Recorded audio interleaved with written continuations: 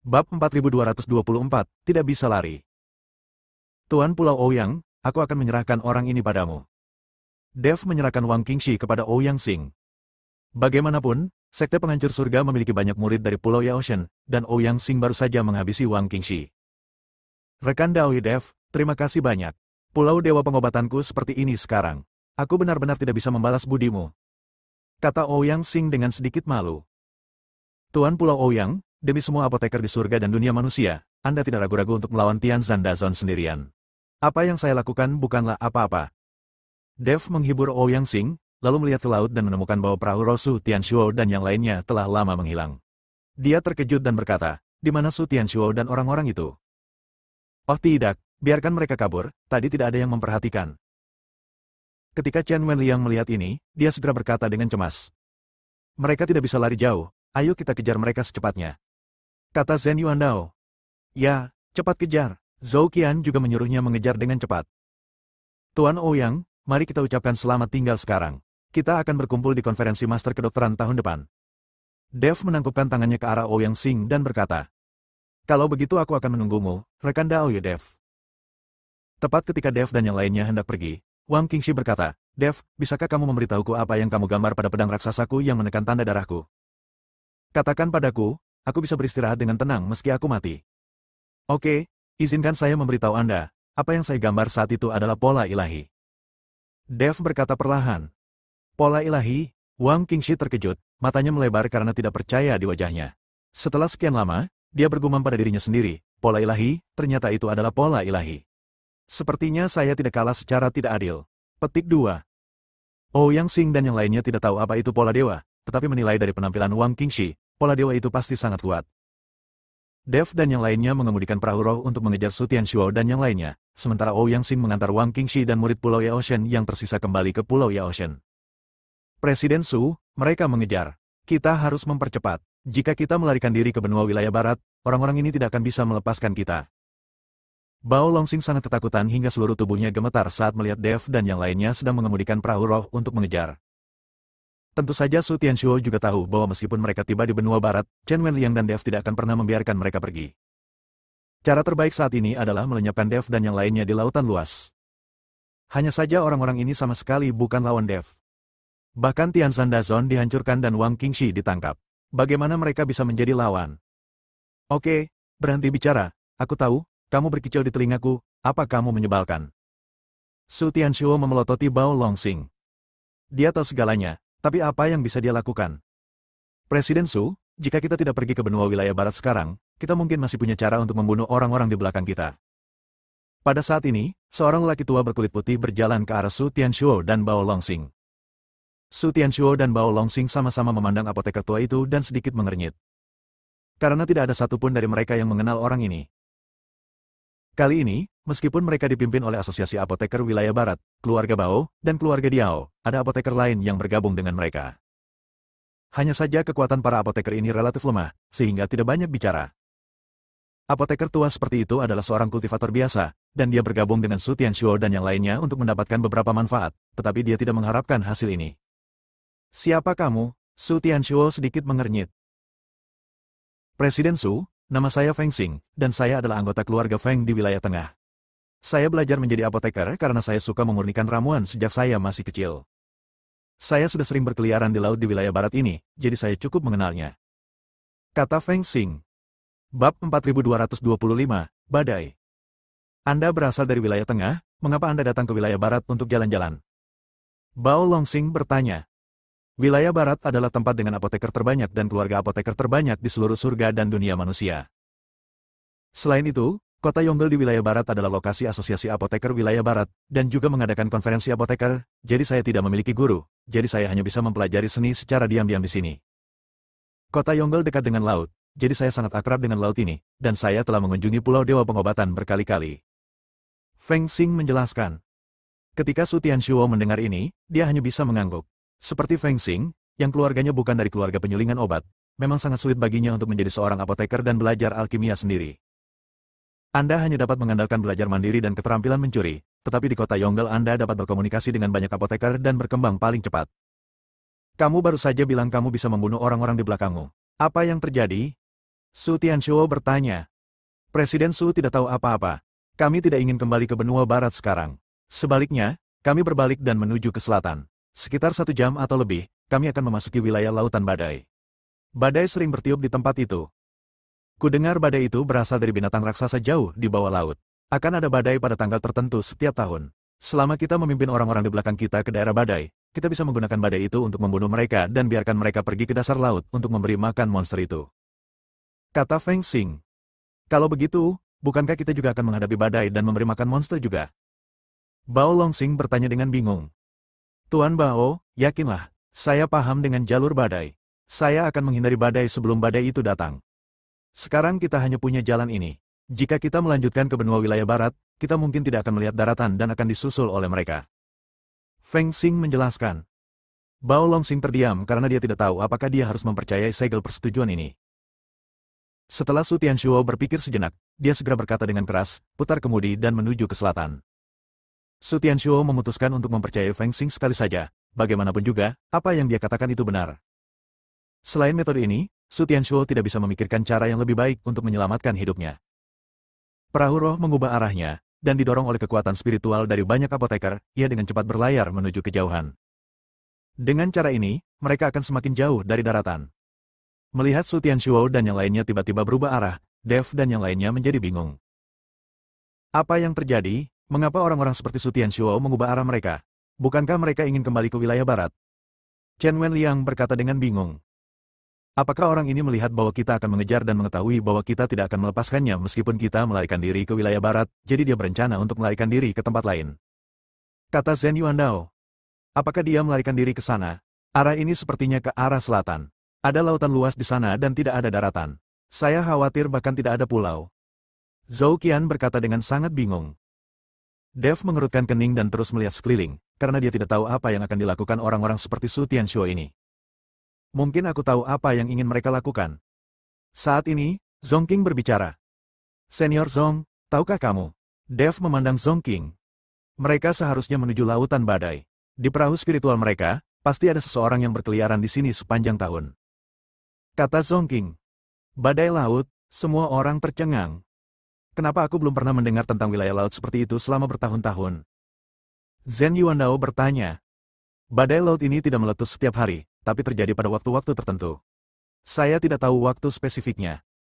Tetapi saya mendengar dari orang lain bahwa badai ini terlalu menakutkan, dan terdapat monster yang cukup menakutkan di daerah itu. Saya pikir Su Tianshuo pasti telah membawa kita ke wilayah lautan badai, dan kemudian menyebabkan kita menghadapi badai dan semuanya terjatuh. Orang ini sangat kejam. Zongking menjelaskan. Bab 4226, berpisah. Zongking juga seorang kultivator biasa dan pernah berada di kota Yonggel, jadi dia masih mengetahui sesuatu tentang wilayah laut ini. Semua orang terdiam setelah mendengar kata-kata Zongking. Chen Wenliang mengerutkan kening. Apa yang harus kita lakukan? Apakah kita akan berhenti mengejar Su Tianshuo dan yang lainnya sementara kita melihat mereka melarikan diri? Jika tidak berhasil, aku akan kembali dulu. Orang-orang ini cepat atau lambat akan kembali ke wilayah barat.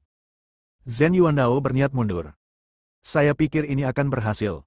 Banyak anggota keluarga Zhou kami yang terluka, dan kami benar-benar tidak punya tenaga untuk mengejar ketinggalan. Zhou Qian juga mundur. Putranya terluka, dan banyak orang di keluarga Zhou juga terluka parah. Mereka harus kembali untuk memulihkan diri. Jika Anda mengejar Anda dan menghadapi badai saat ini, orang lain akan dapat melarikan diri dari badai tersebut. Semua orang di keluarga Zhou akan terluka, tetapi mereka tidak akan dapat melarikan diri. Bagaimana kita bisa melupakannya? Orang-orang seperti Su Tianshuo hampir mengorbankan nyawa kita. Kita tidak boleh membiarkan mereka pergi. Kalau tidak, kita akan membiarkan harimau itu kembali ke gunung. Kita harus membunuh mereka.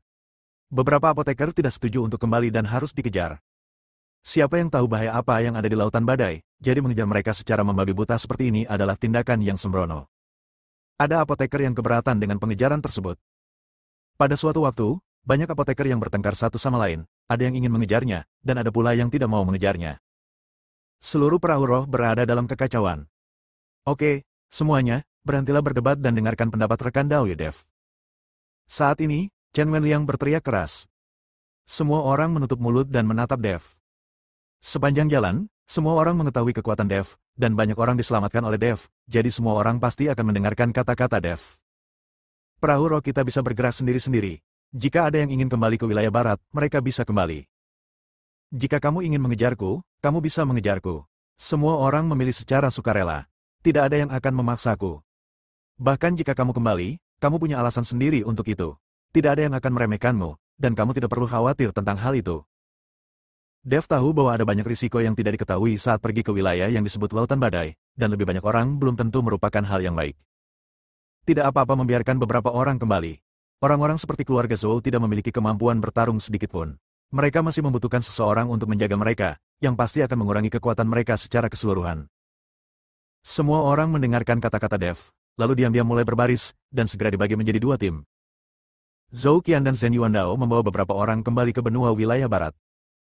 Dev dan Chen Wenliang melanjutkan pengejaran dengan orang-orang yang tersisa. Dengan orang-orang dari Sekte Liang Yi, bahkan jika mereka meninggalkan setengah dari mereka, Dev dan yang lainnya akan lebih dari cukup untuk menghadapi Su Tianshuo dan yang lainnya. Zhongqing dan Nenek Zhen memilih untuk tinggal. Bagaimanapun, Zhongqing tahu lebih banyak tentang wilayah laut ini daripada yang lain. Dev dan yang lainnya terus bergerak maju dan mulai mengejar Su Tianshuo dan yang lainnya. Perahu roh bergerak maju dengan cepat, menimbulkan gelombang. Setelah mengejar selama 1 jam, perahu roh Su Tianshuo semakin dekat. Dan seluruh langit cerah, laut beriak, dan tidak ada jejak badai. Zhong Yaozun, wilayah lautan badai yang kamu sebutkan seharusnya yang ini. Kelihatannya tenang. Di manakah bayangan badai itu? Chen Wenliang bertanya dengan sangat bingung. Saya hanya mendengarnya. Saya belum pernah melihat badainya. Tapi kita tidak bisa menganggap entengnya. Saya dengar badai itu sangat dahsyat. Dahulu kala ada perahu spiritual yang membawa ratusan biksu yang berada di alam kesengsaraan. Perahu itu langsung terkoyak oleh badai. Semua biksu selamat, dan bahkan mayatnya tidak terlihat. Karena ada rumor seperti itu, dan Su Tianshuo serta yang lainnya terus datang ke arah ini, wilayah lautan badai ini pasti ada. Zhongqing tidak sesantai yang lain, tapi berkata dengan wajah serius. Ketika semua orang mendengar apa yang dikatakan Zhongqing, ekspresi mereka menjadi lebih tegang. Bab 4227, menderita karena amarah. Ratusan biksu yang telah melintasi alam kesengsaraan telah berubah menjadi sampah dalam sekejap. Sebagian besar orang di perahu roh mereka adalah kultivator di alam kesengsaraan. Jika memang ada badai di sini, saya khawatir saya tidak akan bisa melarikan diri. Tidak mudah untuk berkultivasi sampai tingkat seperti itu. Bukankah suatu ketidakadilan jika dia mati tertiup badai? Saat ini, banyak orang menyesal mengikuti mereka. Sebaiknya mereka kembali ke wilayah barat. Dev juga melihat kekhawatiran di hati semua orang, jadi dia berkata, kamu tidak perlu terlalu cemas. Dengan Sekte Liang Yi di sini, selama kita membentuk formasi pertahanan di sekitar perahu roh, badai tidak akan menyakitimu. Ya, ada rekan Tao dari Sekte Liang Yi yang mengikuti kita. Mereka semua adalah sekte sihir terkenal di wilayah tengah. Kita tidak perlu takut sama sekali. Chen Wenliang juga menghibur semua orang. Ketika semua orang mendengar ini, mereka merasa lebih nyaman. Lagi pula, ada begitu banyak master formasi di sini, dan formasi yang mereka bentuk bersama pasti sangat kuat, dan badai seharusnya tidak mampu menghancurkannya. Su Tianshuo dan yang lainnya, yang sedang melarikan diri saat ini, melihat Dev dan yang lainnya mengejar mereka. Tidak hanya mereka tidak takut, mereka juga menunjukkan kegembiraan di wajah mereka. Presiden Su, orang-orang ini memang tertipu. Hanya saja beberapa perahu roh sepertinya tidak mengikuti. Mereka seharusnya kembali ke wilayah barat. Kata Bao Longsing. Tidak masalah, selama Dev ikut bersamanya, kita bisa menggunakan wilayah lautan badai ini untuk membunuh Dev, dan kita bisa mendapatkan pemujaan 100 tahun dari Demon Sealing Lions. Dengan sumber daya ini, cepat atau lambat kita akan dapat mencaplok orang lain.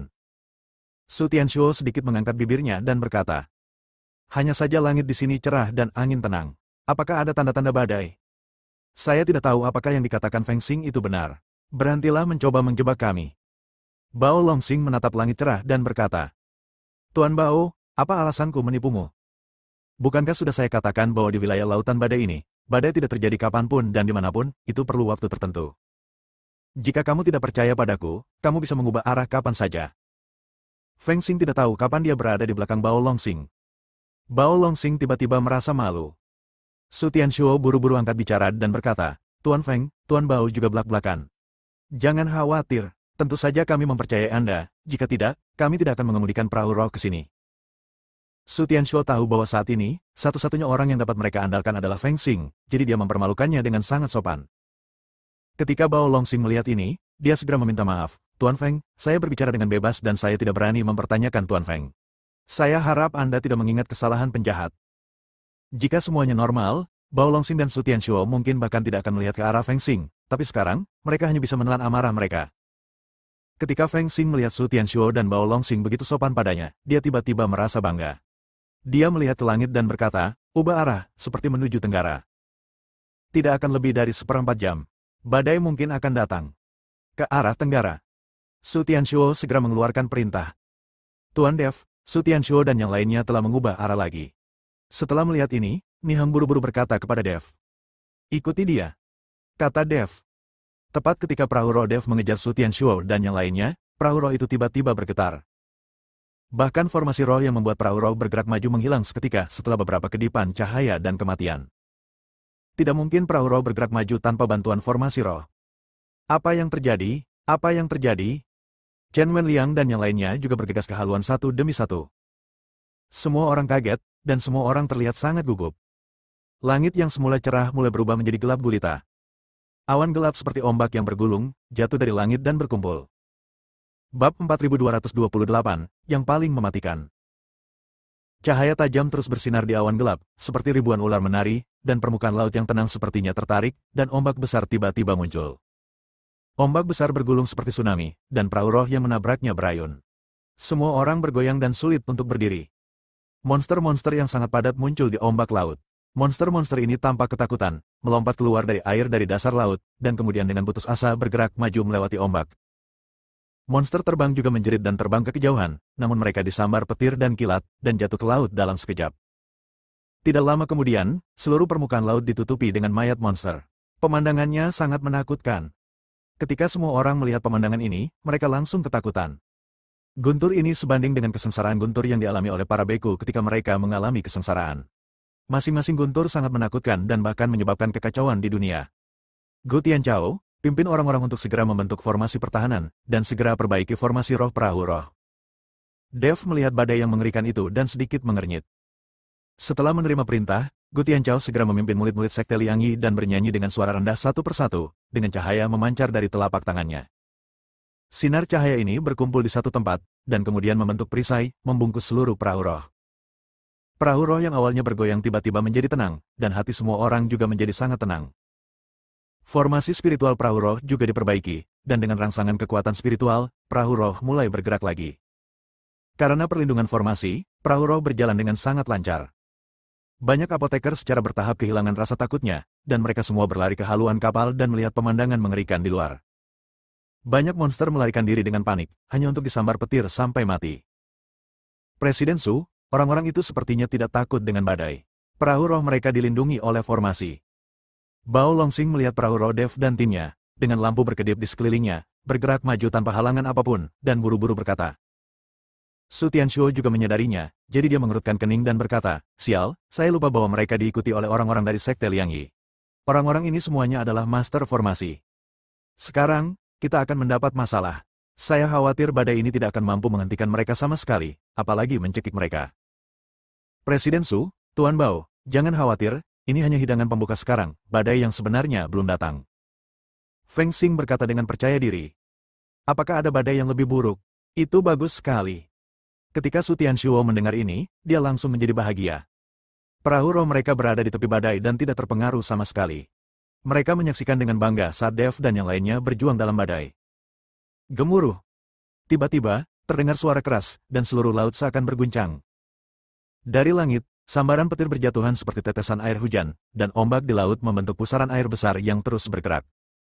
Tornado menyapu air laut dan menyatu dengan awan gelap di udara. Di tengah angin kencang, bila angin terus-menerus berdampak pada formasi pertahanan perahu roh. Kehampaan terkoyak oleh badai, dan retakan tersebut memancarkan aura dingin dan aneh yang tak terhitung jumlahnya, dikombinasikan dengan retakan di kehampaan, menelan segalanya. Perahu roh Dev seperti daun kecil, bergerak di tengah amukan angin dan ombak. Merasakan angin kencang dan ombak, serta guntur yang tak terhitung jumlahnya menghantam formasi pertahanan, semua apoteker menjadi serius, wajah mereka pucat, dan keringat dingin mengucur di dahi mereka. Karena mereka merasa perahu spiritual ini bisa terbalik kapan saja, dan mereka terkoyak oleh badai. Tidak ada ekspresi di wajah Dev saat ini, dan matanya tertuju pada badai terbesar di antara mereka. Formasi pertahanan yang dibentuk oleh Gu Tianchao dan yang lainnya masih dapat menahan badai kecil ini, tetapi di antara badai ini, badai dengan diameter puluhan mil perlahan terbentuk, yang merupakan yang paling mematikan. Bersambung.